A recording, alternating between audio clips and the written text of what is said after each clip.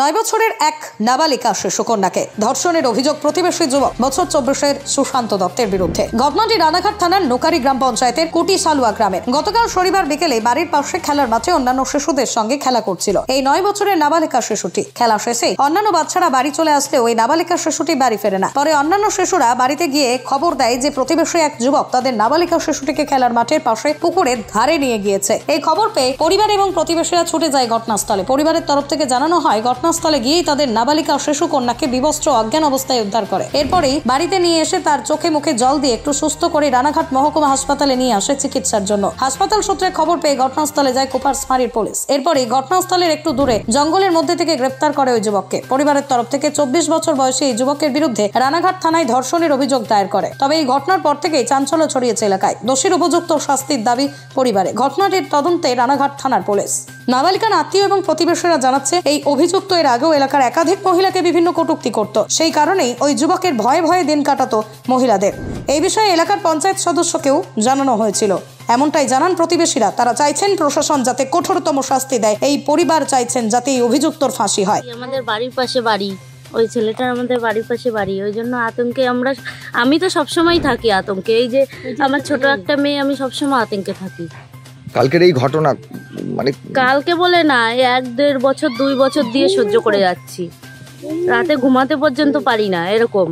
মানে আপনাদেরকেও বিরক্ত করে? বিরক্ত মানে সবসময় বিরক্ত করে। প্রশাসনকে জানিয়েছিলেন বিষয়টি?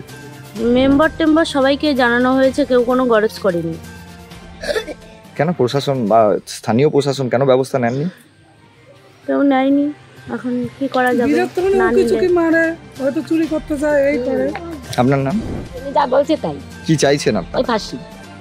কখন হয়েছিল কি জানতে পারলেন? আমরাও বাড়ি ছিলাম না, আমিও মাঠে।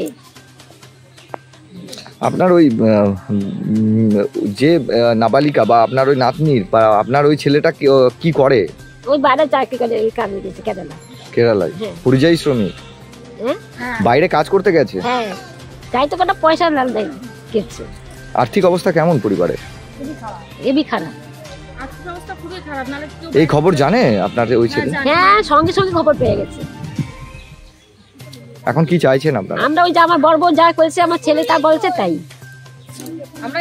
আমরা এক কথাই। দেখেন এখানে আরো ছোট বাচ্চারা আছে, আমার নাতিনরা করছে। কতটা আতঙ্কে রয়েছেন এই ঘটনার পর? কতটা ভয়ে আছেন? আপনার নাম? কি চাইছেন আপনারা? ওর ফাঁসি হোক। কখন ঘটনাটা জানতে পারলেন আপনারা? আমরা জানতে পেরেছি সন্ধ্যাবেলা। কি ঘটেছিল? আমাদেরই তো বাচ্চা, ধরেন ছোট বাচ্চা, 9 বছর। তারপর তো এই ঘটনা হওয়ার পরে আমি ধরো জানি কোথাও, আমি বাড়িতেই ছিলাম, বাবা সাথে আমার বাড়ির লোক, বৌদি এরা গিয়েছিল। একদম আপনাদের বাড়ির পাশে রয়েছেন? আমারই ভাইয়ের মেয়ে। আপনার ভাইয়ের মেয়ে? এখন কি চাইছেন? কি আর চাবো, এতে ওর ফাঁসি হোক, এর বেশি কি করা যাবে। ছেলেটার বাড়ি কোথায়? ছেলের বাড়ি হচ্ছে আড়াইচি। এখানে মামারা এনে ঠাই দিয়েছে, নাহলে এখানে যদি ও এখানে বাড়ি না, ওর যদি কোনো সোর্স না তাহলে এখানে বাড়ি করলো কি করে? নিশ্চয় কোনো সোর্স পেয়েছে বলে এখানে বাড়িটা করেছে। এখানে ঢুকাইছে মামারা।